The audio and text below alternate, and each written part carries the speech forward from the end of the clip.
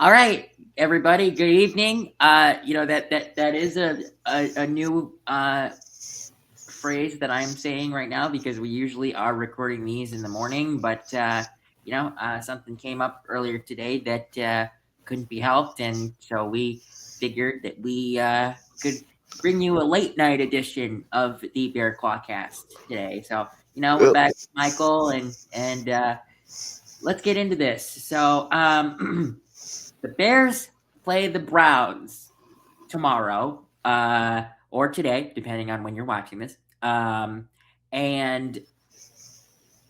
this has get right game written all over it because the Browns defense is depleted. I mean, I'll read who's in and out or out for the Browns and who's out for us. So out for the Browns are or is Denzel Ward, David Njoku, Jack Conklin, Aiden Huntington, Dylan Sampson, Wyatt Teller, and Deshaun Watson. Now, the last one in Deshaun Watson doesn't really matter because he hasn't been playing for a long time. Uh, and yeah, also questionable are Joel Batonio, Malachi Corley, Mason Graham, Cedric Tillman, and Zach Zinter. That is an interesting name, I have to say. Zach Zinter. That's kind of cool. Um, yeah, I don't know who that is. I don't know who that is either, but that just is a cool name. Um, but I mean, what what's going on with the Browns? I mean, I don't know. What the injury bug is hitting them right now for. But It's coming off of us going on them. yeah, and to comment on what Michael just said, our injury report is Kyler Gordon's out, who actually was placed on IR today. So he is out for the rest of the season. But if yeah, when when the Bears make the playoffs, he will be back.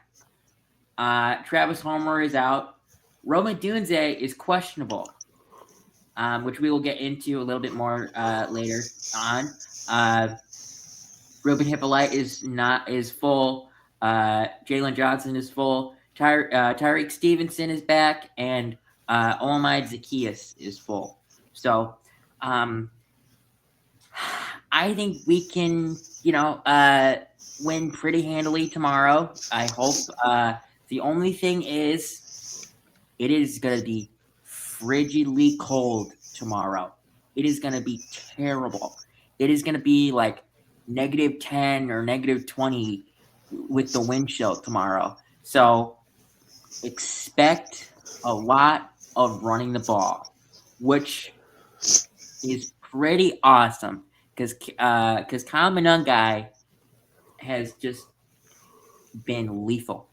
And Did with Did you know sorry, go Kyle ahead. Monangai is little under 300 yards to get 1,000 yards this season? Really? Yeah, Oof. And how many did he have against the Eagles? 130, I and don't know, man. he had 180 against the not Browns, the Bengals. He had 180 against the Yeah, he Bengals. had 173. Wow. Wow, No I did not see touchdowns. that. No, that's why I didn't know that. That's why I didn't know because it Yeah, doesn't. Okay. But I mean, what are you looking for tomorrow? What are you looking for? yeah. So it's kind of what I wanted in the Packers game when I figured out it was very cold there. I want us starting the game just running the ball. I Short little think passes if we're passing the ball. No like 30, 40 yard throws. Just because it's going to be so cold there. I have a suggestion for all of the Bears wide receivers tomorrow.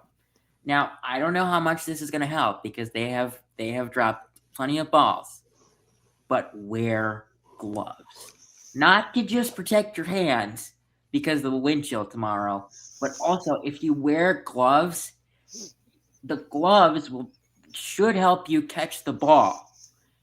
And Yeah, with the wind chill tomorrow, I mean, last year me and my dad were watching. Oh my god, I can't remember what game it was, but I believe it was an Eagles game, and it was frigidly cold. And now that I say it was the Eagles, I don't think it was the Eagles, but it was someone, and it was just so frigidly cold that like it looked like when a player caught the ball or something, like the ball like looked like it was like maybe like a 40-pound like weight hitting your hands, and it was yeah, just like so hard, and it was just so like it looked so painful to catch. yeah. That's why I don't want like a lot of throws. Obviously, I still want Caleb to get 250 yards so he could stay on pace for 4,000. He's got to get 273 Yeah, for but the next 4 weeks for that. yeah, But 250 would keep him on but pace though. but I will say this: if you, I'll tell you what game he should have a really good game. Not 49ers. the 49ers should be a really good game for him, not because of the fact that he's playing the 49ers, because the 49ers are great. The fact that he is just known for playing great in that weather, because he played in USC in Oklahoma, and the 49ers are around USC, so Yeah, he should have a good game against the 49ers. And the 49ers have some uh, injuries that are really gonna uh, help us on their defense. They're without Nick Bosa, because Joey. yeah. Okay, I have said Joey when I meant Nick so many times, and I finally got that right. Um, but kind of going into the next topic, I mean, we kind of touched on it, but like Caleb Williams should be super happy about the injury report for the Browns tomorrow. Again, we'll see how much he throws, because it's going to be frigid. Um, Speaking of which, the Bears are actually preventing people from bringing cardboard boxes to sit on Yeah, to the game. that's so I weird. didn't even know that was a thing. Yeah, I had no idea. I didn't know until Zan brought that up. Yeah. I I mean, why would you want to sit on a cardboard box? I have no idea. I genuinely don't know. It's that's just something Like, that wouldn't you want like little, cushion. yeah, like a little butt pillow or something Yeah, to something sit like on? that. Something like that. But like, I mean, the Browns are without their it's quarterback one, which is great. I mean, and Is he quarterback one though? Shador's been playing good. no, Oh, cornerback, corner. Michael. I thought you said quarterback. My bad. That's on me. Yeah, It it Denzel Ward it not does playing it is huge. it does sound fairly similar, cornerback and quarterback. I will admit that, and I kind of said it a little fast. Um, they're Too without anxious four. about this game, huh? I mean, I'm excited, and I'll tell you what unit should feast tomorrow.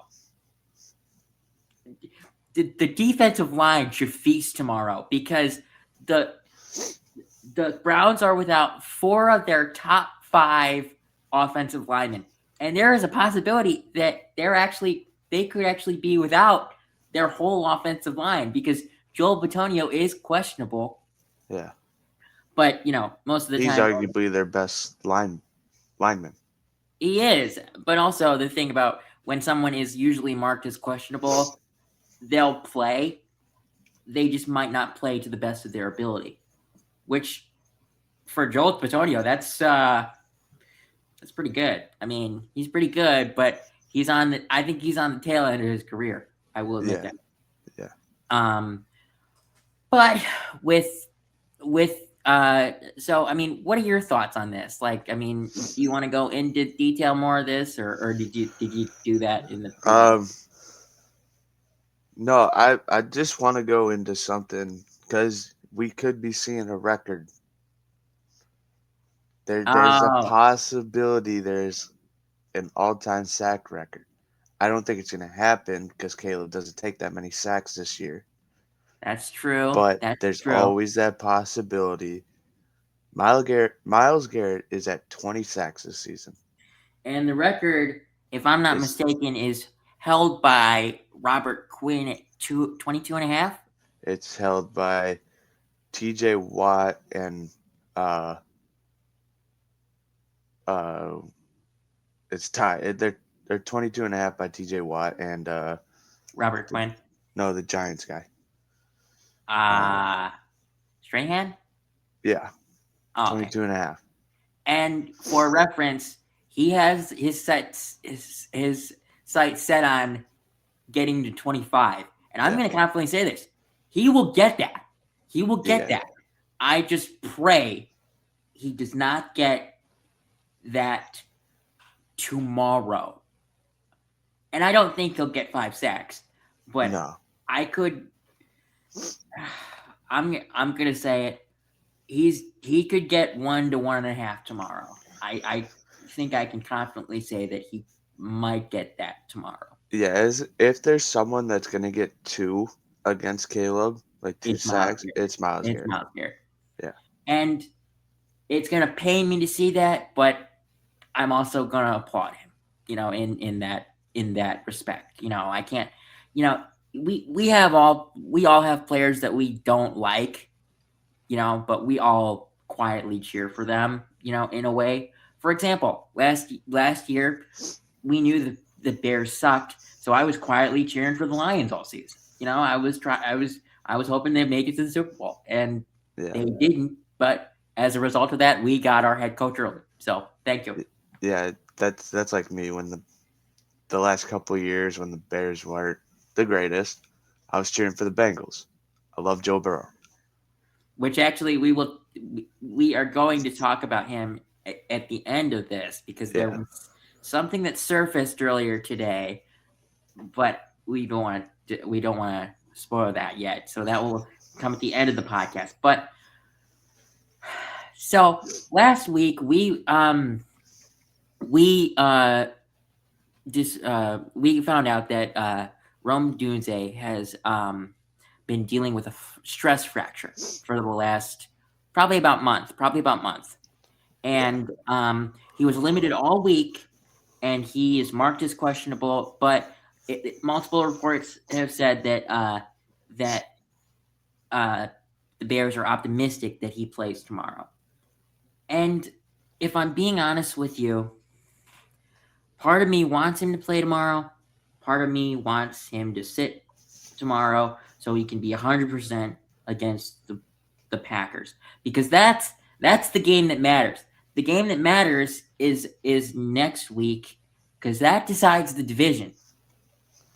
Now, I'm not saying per se that tomorrow, if we win, doesn't help us. It helps us for sure. Well, if But we win, Packers lose, we're back at one. yes, but here's my thing. So I want Rome to play, but if he plays, limit him to 65% of the snap shares. Yeah. Just because it's all with a stress fracture, it's all about managing your pain tolerance. And I mean, it's it's obvious that Adunze could do that because he did play with it for 4 weeks before finally sitting out last week.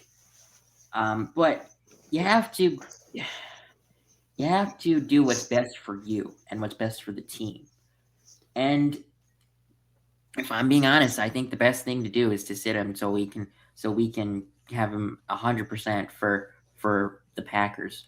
But if he plays tomorrow, I'm gonna cheer for him. I want him to get a touchdown. I want him to have a good game. But it's it's up to the team and the doctors and Roma Dunze. And whatever happens. I'm gonna be happy, with whatever route they take. So, uh, you know, I just I I just hope we win. And honestly, against the Browns, I think we have a pretty good chance to win.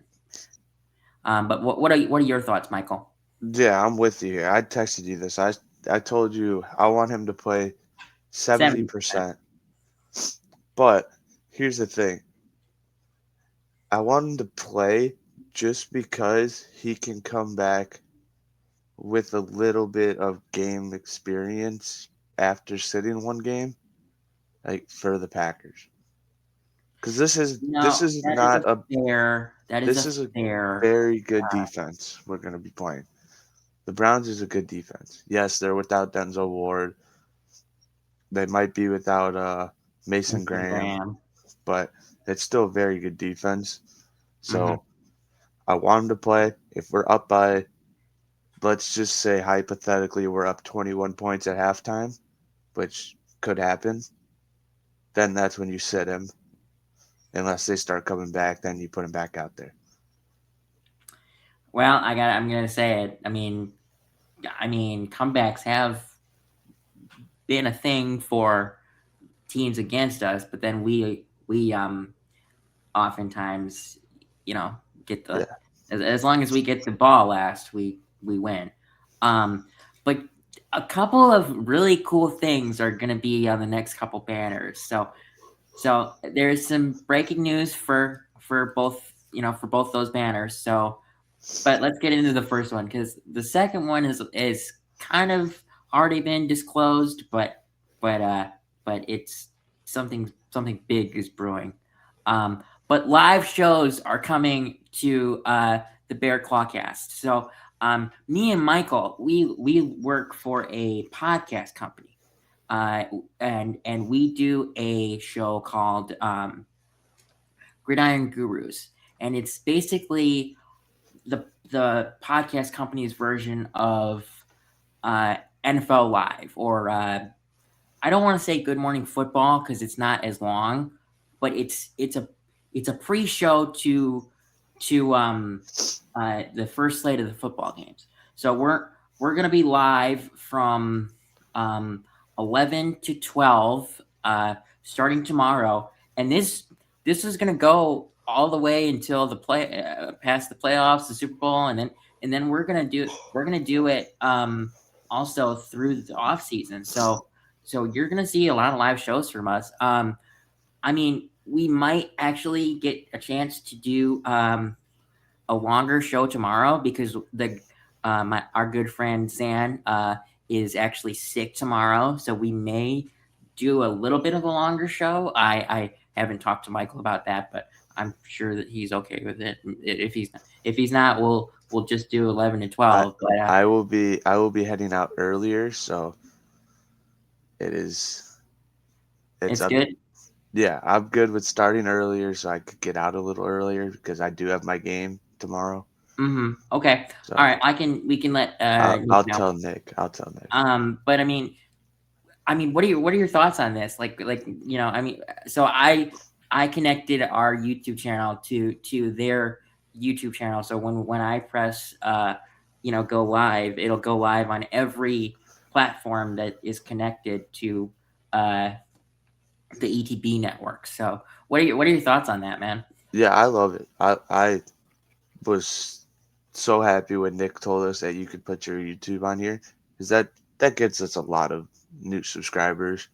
Yeah, it's gonna help. So Right now we're at, I want to say, 107, which is for a for a podcast that started getting on YouTube about a year ago. That's it's not pretty bad. good. Yeah, That's pretty good. But I've only done live shows during free agency, and that was and the first one for that was last year. So I haven't done many lives after that. Like, these are pre-recorded. Uh, So yeah, lives are going to help a lot because we're not going to just be talking about Bears football. We're going to be talking about league wide football, yeah, and uh, different topics. So it's gonna be good. But I can't wait to start doing this. Like it's just the thing for me is I wouldn't like when I started this, I wasn't thinking about doing live shows because I was, a college student and I didn't have a lot of time throughout the week. But since this is on Sundays, I can do live shows throughout the week, or throughout the year, and we'll have to, figure out the off season, but we'll figure it out. We'll figure it out and we'll make it work. Yeah. But going into the next topic, so I disclosed, probably about 2 weeks ago that I was going to get to interview Ian Rappaport. Um, the guy that is setting up the interview uh, has finally connected me and Ian through email. Um, Now, I haven't gotten a response from him yet about when the interview is going to happen, but it's happening. It's happening, and I'll read the email. Now, I will admit, anything that happens or anything with the interview, I will come on here and talk about it, but I will not show anything without uh, his permission. And honestly, I think I might just keep like that recording to myself as much as you guys probably would want to watch it.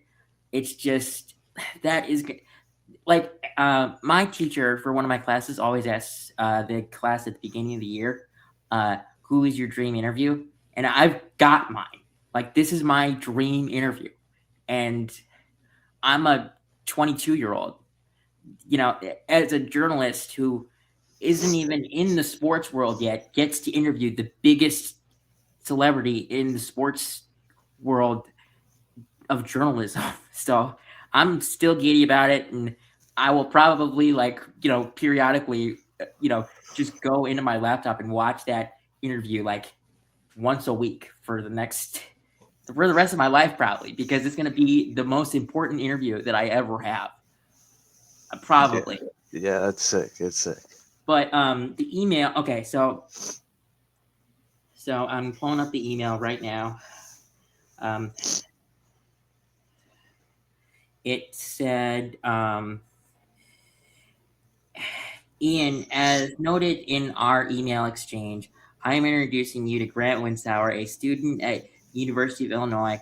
I met Grant during the a panel, and I found him to be informed, energized, and inquisitive. Basically, the perfect student. Grant has something in common with millions of fans. He admires you and your work, as do I, to the end where he mentioned you as an industry role model. Um, I told him I'd be happy to introduce you to each other, all with the goal of enriching Grant in ways beyond textbooks and the classroom. And Ian, I bet you will gain something from the experience as well. I mean, to be honest with you, the best part of that email is the guy that sent the email called me the perfect student. This Yeah. guy this guy met me once and called me the perfect student. I When I read the email, I didn't know what to say. Like I haven't like uh I was just in awe. I was speechless that he called me the perfect student. I am still speechless about this. I'm speechless that this is even happening because it just doesn't sound right that a journalist that someone that isn't even in the sports world yet gets to interview the biggest guy in the sports world. Um, but I mean, and when I do interview him, I will ask him if I could possibly get him to pop on here once or twice because that would be something for like the first big guest that we have on this show to have it be Ian Rappaport. That would be something. Now I'm not. Imagine it comes on and gets breaking news and stuff like that. Like that'd be sick. Now let me clarify this. I am not guaranteeing that he comes on because there are usual things that happen. When you get someone of that magnitude to come on a podcast, most of the time you do have to pay them. But there are some people in the sports world that just love to talk about sports that will do it for free. And I'm a college student, so I mean, I don't have a lot of money to pay if it needed to be that way. But I'm not asking that during the interview. I'm asking that like off the recording because that's not professional. But I will ask him and I will tell him about this. So I'm I don't know when it is, but again, I've said it 1,000 times. I don't care when it is. But it's happening. That's the best part. So Yeah. to end this off, you mentioned the Bengals a little bit. You cheering for the Bengals. So Yeah. there was a massive trade rumor that surfaced, actually, that I just saw before we started recording this. And the trade rumor is that we trade Caleb Williams and draft picks for Joe Burrow. Because Joe Burrow right now doesn't necessarily seem happy in Cincinnati, which I don't know how you could be upset. Personally, I I'd be understand pretty you're, upset with no O line and no I understand, defense. I understand that I understand you don't have that great of an online and you're not winning, but like when you have Joe or Jamar Chase, T Higgins, and every weapon that you want out there in Cincinnati, I mean, all you might have to do is get a new coach, which I will admit I think it is in the realm of possibility um, for the Bengals. But the trade rumor is, let me pull up the tweet here. So the tweet is the Bears would get Joe Burrow, and the Bengals would get Caleb Williams, a 2026 first round draft pick, a 2026 third round draft pick, and a 2027 first round draft pick. I will admit, that's not that bad for Joe Burrow, but here's what you're also doing.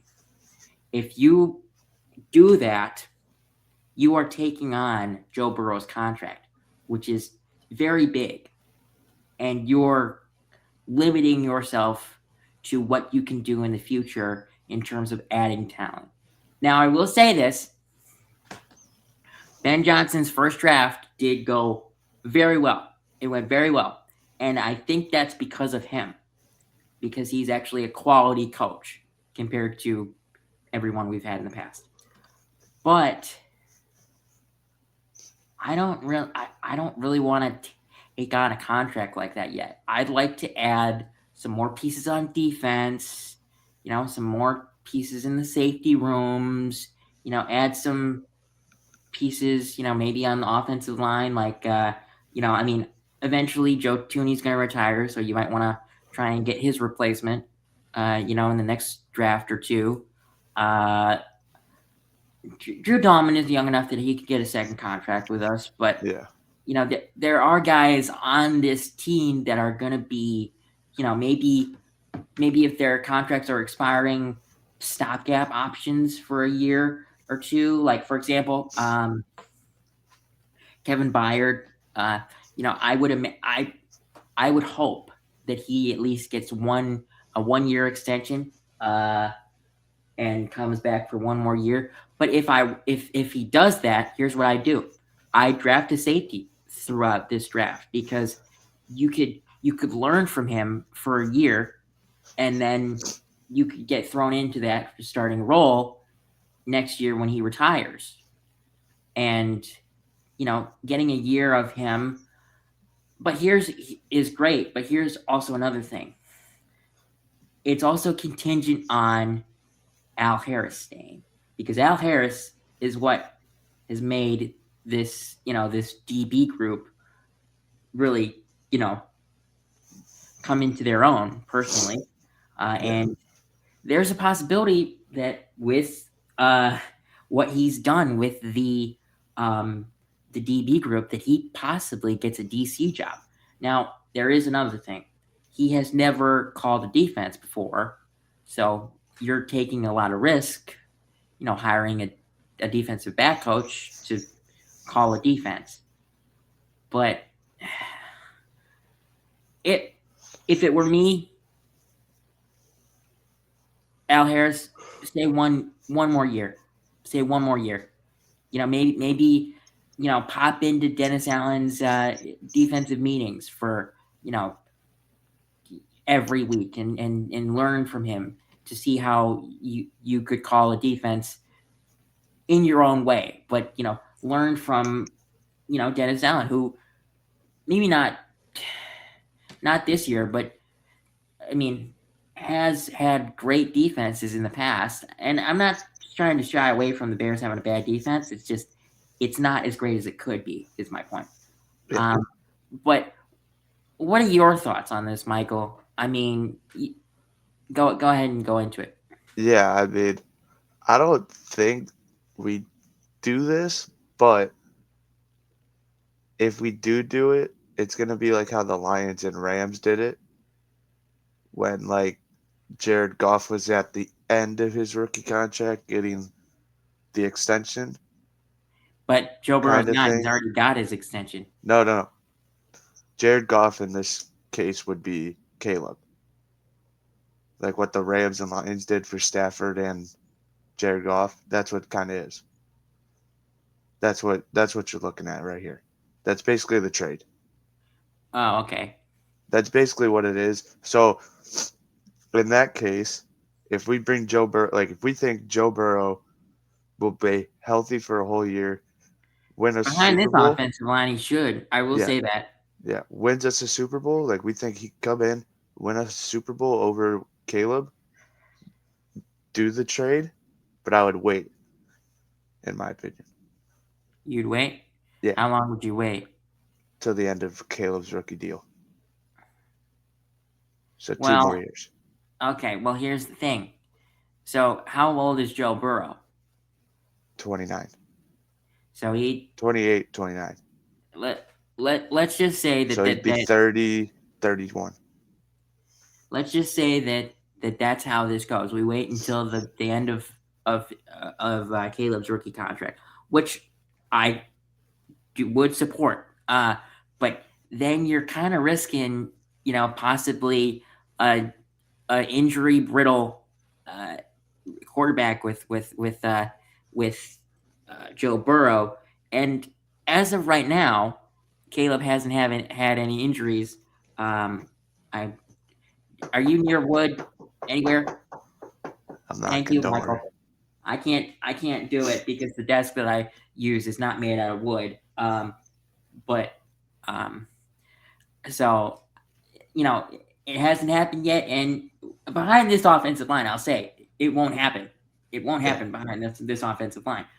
But it's just like, would I rather have a healthy, 28-year-old Caleb Williams, right? Because he's 25 now, and he's got 3 years left.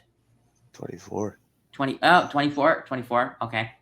So he'd be 27. Would I rather take a 27-year-old, mostly healthy Caleb Williams, or would I take a 31-year-old Joe Burrow that has had a lot of gruesome injuries?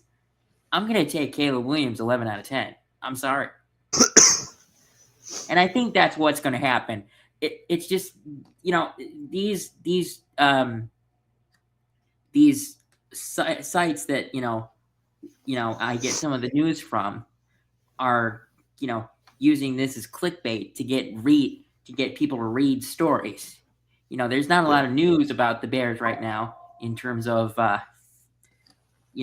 mean, besides like how practice went yesterday or anything like that. So and these people are paid to put out articles, and sometimes story they can come up with is a rumor, Yeah. and that's what a rumor is. Something that could happen, but hasn't happened yet. So, again, we'll see. Personally, I don't see it happening. It. But if it happens, it happens. I mean, it. I didn't think that DJ Moore was going to be included in the Carolina trade, and he was. So, uh, I mean, there's an example of a trade that kind of shocked me. It wasn't shocking that we traded the first overall pick, but it was shocking that DJ was included in that. Yeah. But there's also the fact that DJ might actually be gone after this year. So, um, that one I could definitely see happening, especially if he doesn't come out and get you know 400 yards in the next 4 games, which he hasn't been enough. Been doing great this year, so Yeah. um, I don't I don't even know if we get a second round draft pick for him. I could see more of a uh, like a Maury Cooper type return when he got traded to Cowboys. Cowboys, and that was a fourth and a fifth, something. Yeah. Yeah. And honestly, that's painful to hear with his contract. But some some teams might only want to give that much to take the contract. And there's also a possibility that we might have to still pay some of his contract because it's a big one. Yeah. All right. We'll see. I think that's going to be it for us today. I mean, unless Michael, you can come up with anything else to say. No, that's it. That's all I got.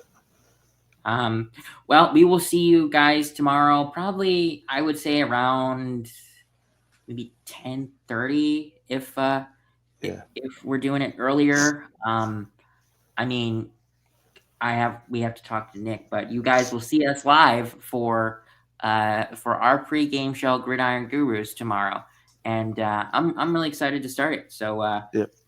yeah, let's get this going. So have a good night, everybody. Later.